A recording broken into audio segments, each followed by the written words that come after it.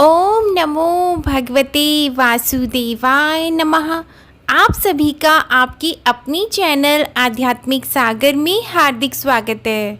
आज मैं आप सभी के समक्ष ज्येष्ठ मास महात्म्य का अध्याय 6 प्रस्तुत करने जा रही हूँ। ज्येष्ठ मास महात्म्य के प्रथम 5 अध्याय हमारे चैनल पर अपलोडेड हैं। आप उन्हें प्लेलिस्ट में जाकर सुन सकते हैं। वीडियो पसंद आए तो उसे लाइक ज़रूर करें, शेयर करें और नए हैं तो चैनल को सब्सक्राइब कर लें ताकि हमारे आने वाली अन्य वीडियोस की नोटिफिकेशन भी आपको जल्द से जल्द मिलती रहे। तो आइए शुरू करते हैं ज्येष्ठ मास महात्म्य का अध्याय 6। इस अध्याय में रंभा व्रत वर्णन महात्म्य और वशिष्ठ जी के द्वारा सोम शर्मा की पूर्व जन्म संबंधी शुभ अशुभ कर्मों का वर्णन तथा उन्हें भगवान के भजन का उपदेश देने का भी वर्णन है। जब शंकर भगवान ने माता पार्वती से रंभा व्रत के बारे में बताया तब पार्वती जी ने कहा कि हे प्रभु, इस व्रत का पूर्ण फल क्या है, आप इसका वर्णन कीजिए। तब शंकर भगवान ने कहा कि त्रेता युग के पूर्ण होने पर किसी जगह धुर्जटी नाम का एक ब्राह्मण था। वह ब्राह्मणों के कुल में पूजित, धनी और अनेक बंधुओं से युक्त था, परंतु संतानहीन होने से दुखी होकर महान नियम में स्थित होकर अनेक व्रत तथा दानों को करता था। इस प्रकार व्रत आदि करते हुए बहुत समय के पश्चात उसको एक मनोहर कन्या उत्पन्न हुई। विवाह योग्य कन्या को देखकर वह ब्राह्मण अपनी स्त्री के साथ विचार करने लगा कि इस सुंदर कन्या को किसको दें, इसके समान कोई वर दिखाई नहीं देता। ऐसा विचार कर वर देखने के लिए वह एक गांव से दूसरे गांव तथा बहुत से नगरों में जाने के पश्चात राजाओं के मंडल में गया। अनेक क्षेत्रों में जाकर जब उस ब्राह्मण श्रेष्ठ को कन्या के योग्य वर न मिला तब शुद्ध आत्मा ऋषियों के तपोवन में प्रवेश किया। फिर वह कौशिक ऋषि के आश्रम में एक श्रेष्ठ ब्राह्मण को देखा। उसका नाम शिव शर्मा था और उसके माता पिता नहीं थे। उसका दूसरा प्रसिद्ध नाम रूप राशि था। समस्त भूमंडल में उसके जैसा रूपवान और कोई नहीं था। इसी कारण से ऋषियों ने उसका नाम रूप राशि रख दिया था। धुर्जटी ने उन ऋषियों के पास जाकर अपना आशय प्रकट किया। ऋषियों द्वारा विवाह प्रस्ताव का अनुमोदन करने पर वह शिव शर्मा को साथ लेकर हर्ष से प्रफुल्लित होकर नगर को आया और समस्त बंधुजनों को एकत्रित करके कन्या का विवाह शिव शर्मा के साथ कर दिया। पास ही रहने के लिए उसको घर दिया, गोधन और अनेक प्रकार के भेंट दिए तथा दूसरे ब्राह्मणों को भी बहुत सी दक्षिणा दी। शिव शर्मा सहित सुशीला और गुणवती के साथ प्रपंच जनित अपूर्व सुख का आनंद करने लगा। इसके बाद बहुत समय पश्चात काल से प्रेरित वह शिव शर्मा ब्राह्मण समिधा के निमित्त वन को गया और उस वन के एक वृक्ष की छाया में जाकर बैठ गया। उसी समय शिव शर्मा को एक अजगर आकर निगल गया और किसी ने भी इस कार्य को नहीं देखा तथा सूर्य देव भी अस्त हो गए। सूर्यास्त होने के पश्चात सास ससुर और स्त्री ने सेवकों को साथ लेकर मशाल जलाकर वन के समस्त स्थानों को देखा और सारी रात्रि खोज होती रही तथा सूर्योदय होने पर भी जब शिव शर्मा नहीं मिला तो वे निराश और दुखी होकर अपने घर चले आए। पतिव्रता गुणवती अपने पिता के घर में शोकाकुल होकर रहने लगी और नित्य देवता के पूजन में रत रहती थी। किसी दिन दैव योग से वहाँ पर नारद जी आए। गुणवती ने विधिवत नारद जी का पूजन किया और बारंबार उनको प्रणाम करने लगी। इससे प्रसन्न आत्मा नारद जी ने गुणवती को व्रत का उपदेश दिया। नारद जी कहने लगे कि हे भद्रे, तुम ज्येष्ठ मास में पवित्र रंभा व्रत को करो और विधान भक्ति स्वरूप देव का पूजन करो तथा हे अनद्ये, अनन्य मन से जीवन पर्यंत इस व्रत को करो। हे ब्राह्मण, नारद जी बोले कि तुम इस व्रत के प्रभाव से विष्णु भगवान को पति रूप में पाकर स्थायी पद को प्राप्त होगी। इस प्रकार नारद जी के उपदेश से वनवासिनी गुणवती ने केदली वन लगाया और नारद जी के कथन अनुसार समस्त कर्म को किया और इस प्रकार बहुत से समय बीत जाने पर वह वृद्धावस्था को प्राप्त हो गई तथा उसी वन में मृत्यु होने पर विमान में बैठकर स्वर्ग को गई। जन्मांतर में उस व्रत की पुण्य राशि से भगवान विष्णु की वल्लभा तुलसी हुई। विष्णु भगवान को तुलसी से अधिक और कोई वस्तु प्रिय नहीं। हे ब्राह्मणों, इसी व्रत को श्री शिव जी की आज्ञा से पार्वती जी ने किया और इसी व्रत के प्रभाव से पार्वती जी श्री शिव जी को अति प्रिय हुई। श्री स्कंद जी से इस ज्येष्ठ मास के श्रेष्ठ महात्म्य को सुनकर प्रसन्न होकर ब्रह्मर्षियों ने पुष्पों की माला तथा भूषणों से श्री स्कंद जी का पूजन किया, जो स्कंद जी पार्वती के आनंद कंद और 6 मुखों को धारण करने वाले हैं। इति श्री रंभा व्रत वर्णन महात्म्य। इसके पश्चात वशिष्ठ जी के द्वारा सोम शर्मा के पूर्व जन्म संबंधी शुभ अशुभ कर्मों का वर्णन तथा उन्हें भगवान के भजन का उपदेश। सोम शर्मा ने पूछा, कल्याणी, मैं किस प्रकार सर्वज्ञ और गुणवान पुत्र प्राप्त कर सकूंगा?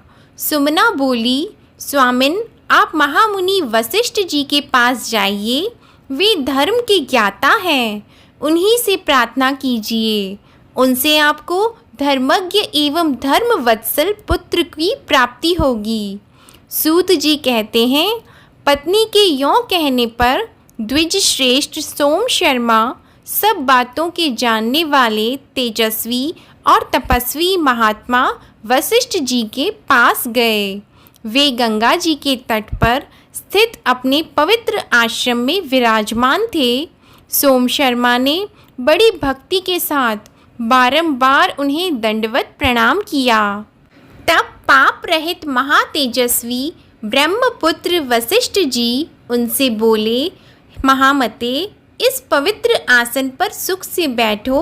यह कहकर उन योगीश्वर से पूछा, महाभाग, तुम्हारे पुण्य कर्म और अग्निहोत्र आदि कार्य कुशल से हो रहे हैं ना?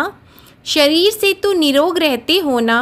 धर्म का पालन तो सदा करते ही होंगे। द्विज श्रेष्ठ, बताओ, मैं तुम्हारी कौन सी प्रिय मनोकामना पूर्ण करूं? इस प्रकार संभाषण करके वशिष्ठ जी चुप हो गए। तब सोम शर्मा ने कहा, तात, किस पाप के कारण मुझे दरिद्रता का कष्ट भोगना पड़ता है? मुझे पुत्र का सुख क्यों नहीं मिलता? इस बात का मेरे मन में बड़ा संदेह है। किस पाप से ऐसा हो रहा है, यह बताइए। महामते, मैं महान पाप से मोहित एवं विवेक शून्य हो गया था। अपनी प्यारी पत्नी के समझाने और भेजने से आज आपके पास आया हूँ।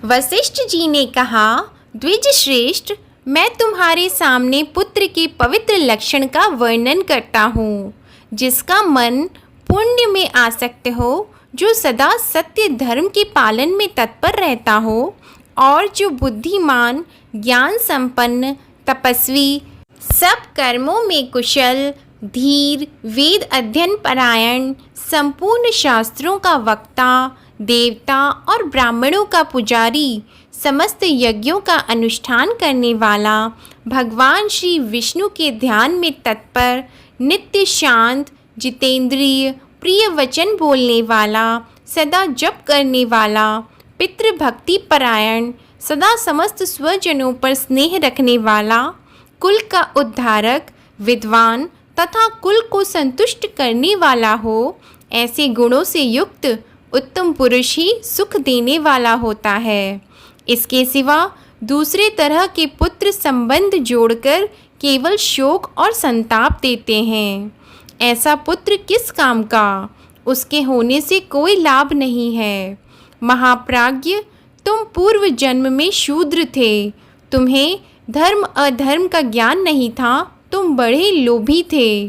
तुम्हारी एक स्त्री और बहुत से पुत्र थे। तुम दूसरों के साथ सदा द्वेष रखते थे। तुमने सत्य का कभी श्रवण नहीं किया था। तीर्थों की यात्रा नहीं की थी।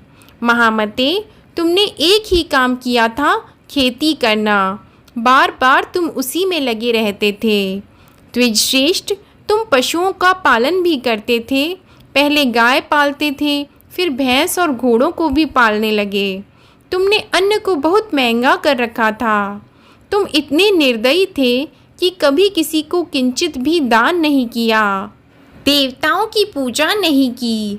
पर्व आने पर ब्राह्मणों को धन नहीं दिया तथा श्राद्ध काल उपस्थित होने पर भी तुमने श्रद्धा पूर्वक कुछ नहीं किया। तुम्हारी साध्वी स्त्री कहती थी, आज श्राद्ध का दिन है, यह ससुर के श्राद्ध का समय है और यह सास के। महामते, उसकी ये बातें सुनकर तुम घर छोड़ कहीं अन्यत्र भाग जाते थे। तुमने धर्म का मार्ग न कभी देखा था न सुना था। लोभ ही तुम्हारी माता, पिता, भ्राता और स्वजन बंधु थे। तुमने सदा के लिए धर्म को तिलांजलि देकर एकमात्र लोभ का ही आश्रय लिया था। इसलिए तुम दुखी और गरीबी से पीड़ित हुए हो। तुम्हारे हृदय में प्रतिदिन महातृष्णा बढ़ती जाती थी। रात में सो जाने पर भी तुम सदा धन की ही चिंता में लगे रहते थे। इस प्रकार 1000, लाख, करोड़, अरब, खरब और 10 खरब सोने की मोहरें तुम्हें प्राप्त हो गई, फिर भी तृष्णा तुम्हारा पिंड नहीं छोड़ती थी। वह सदा बढ़ती ही रहती थी। तुमने कभी दान, होम या धन का उपभोग नहीं किया। जितना कमाया सब जमीन के अंदर गाड़ दिया। तुम्हारे पुत्रों को भी उस गड़े हुए धन का पता नहीं था। तुम्हारे हृदय में तृष्णा की आग प्रज्वलित होती रहती थी। उसी के दुख से तुम्हें कभी सुख नहीं मिलता था। तृष्णा की आग से संतप्त होकर तुम हाहाकार मचाते और अचेत रहते थे। विप्रवर, इस प्रकार मोह में पड़े पड़े ही तुम काल के अधीन हो गए। स्त्री और पुत्र पूछते ही रह गए, किंतु तुमने उन्हें न तो उस धन का पता बताया और न ही उन्हें दिया। तुम प्राण त्याग कर यमलोक में चले गए। इस प्रकार मैंने तुम्हारे पूर्व जन्म का सारा वृतांत सुनाया। विप्रवर, उसी कर्म के कारण तुम निर्धन और दरिद्र हो। जिसके ऊपर भगवान श्री विष्णु प्रसन्न होते हैं, उसी के घर में सदा सुशील, ज्ञानी और सत्य धर्म परायण पुत्र होते हैं। संसार में जिसको भक्तिमान श्रेष्ठ पुत्र की प्राप्ति हुई है, वह भगवान का कृपा पात्र है। भगवान श्री विष्णु की कृपा के बिना कोई भी स्त्री, पुत्र, उत्तम जन्म तथा उत्तम कुल को और श्री विष्णु के परम धाम को नहीं पा सकता। सोम शर्मा ने पूछा, ज्ञान विज्ञान के पंडित विप्रवर वशिष्ठ जी, यदि ऐसी बात है तो मुझे ब्राह्मण वंश में जन्म कैसे मिला? इसका सारा कारण बताइए। वशिष्ठ जी बोले, ब्राह्मण, पूर्व जन्म में तुम्हारे द्वारा एक धर्म संबंधी कार्य भी बन गया था। उसे बताता हूँ। उन दिनों एक निष्पाप, सदाचारी, अच्छे विद्वान, विष्णु भक्त और धर्मात्मा ब्राह्मण थे, जो तीर्थ यात्रा के व्याज से समूची पृथ्वी पर अकेले विचरण किया करते थे। एक दिन वे महामुनि घूमते हुए तुम्हारे घर पर आए। उस समय उन्होंने अपने ठहरने के लिए तुमसे कोई स्थान मांगा। तुम बड़ी प्रसन्नता के साथ बोले, विद्वन, आज मैं धन्य हो गया। आज मैंने पावन तीर्थ की यात्रा कर ली और इस समय मुझे आपके दर्शन से तीर्थ सेवन का फल प्राप्त हो गया। यह कहकर तुमने उन्हें ठहरने के लिए परम पवित्र गौशाला का स्थान दिखाया और वहाँ ठहर आकर उनके शरीर की सेवा करके दोनों पैरों को भी दबाया। फिर उनके चरणों को जल से धोकर चरणोदक से अपने मस्तक का अभिषेक किया।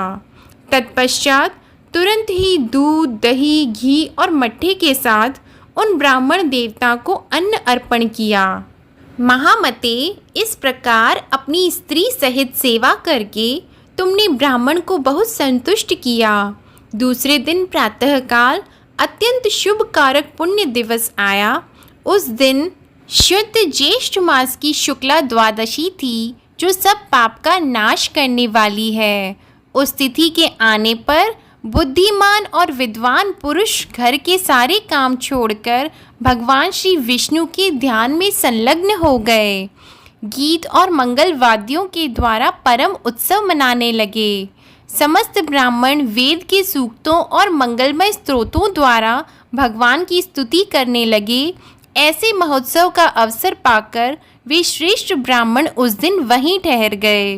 उन्होंने एकादशी का व्रत किया और उसका महात्म्य भी पढ़कर सुनाया।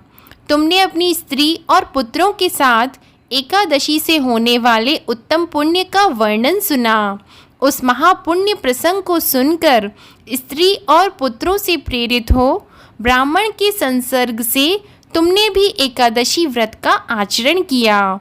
स्त्री और पुत्रों के साथ जाकर प्रातः स्नान किया और प्रसन्न मन से गंध, पुष्प आदि पवित्र उपचारों तथा सब प्रकार के नैवेद्य द्वारा भगवान श्री मधुसूदन की पूजा की। फिर नृत्य और गीत आदि के द्वारा उत्सव मनाते हुए रात्रि में जागरण किया। इसके बाद ब्राह्मण को भक्ति पूर्वक प्रणाम करके तुमने उन्हें उत्तम दक्षिणा दी और पुत्र एवं पत्नी आदि के साथ व्रत का पारण किया। इस प्रकार भक्ति और सद्भाव के द्वारा तुमने ब्राह्मण को भली भांति प्रसन्न किया। अतः ब्राह्मण के संग और भगवान श्री विष्णु के प्रसाद से सत्य धर्म में स्थित होने के कारण तुम्हें ब्राह्मण का शरीर प्राप्त हुआ। तुमने धन के लालच में आकर पुत्र का स्नेह त्याग दिया। उसी पाप का यह फल है कि तुम पुत्रहीन हो गए। विप्रवर, उत्तम पुत्र, उत्तम कुल, धन धान्य, पृथ्वी, स्त्री, उत्तम जन्म, श्रेष्ठ मृत्यु, सुंदर भोग, सुख, राज्य, स्वर्ग तथा मोक्ष आदि जो जो दुर्लभ वस्तुएं हैं, वे सभी परमात्मा भगवान श्री विष्णु की कृपा से प्राप्त होती हैं। इसलिए अब से भगवान नारायण की आराधना करके तुम उस उत्कृष्ट पद को प्राप्त कर सकोगे जो श्री विष्णु का परम पद कहलाता है। महाभाग, यह जानकर तुम श्री नारायण के भजन में लग जाओ। सूत जी कहते हैं, वशिष्ठ जी के द्वारा इस प्रकार समझाए जाने पर वे महानुभाव ब्राह्मण हर्ष में भर गए और भक्ति पूर्वक महर्षि वशिष्ठ के चरणों में प्रणाम करके उनकी आज्ञा लेकर अपने घर को पधारे। वहां पहुंचकर अपनी स्त्री सुमना से प्रसन्नतापूर्वक बोले, प्रिय, तुम्हारी कृपा से ब्रह्मर्षि वशिष्ठ जी के द्वारा ही मुझे अपनी पूर्व जन्म की सारी चेष्टाएं ज्ञात हो गई हैं और अब से वे भगवान नारायण की आराधना में लीन हो गए। आज की कथा समाप्त हुई। बोलो भगवान विष्णु और माता लक्ष्मी की जय। ओम नमो भगवते वासुदेवाय नमः। आप सभी पर भगवान विष्णु और माता लक्ष्मी की कृपा सदा बनी रहे। आशा करती हूँ आप सभी को ज्येष्ठ मास महात्म्य की कथा में आनंद आ रहा होगा। वीडियो पसंद आए तो इसे लाइक करें, शेयर करें और नए हैं तो चैनल को सब्सक्राइब करें और कमेंट सेक्शन में ओम नमो भगवते वासुदेवाय नमः लिखना ना भूलें। धन्यवाद।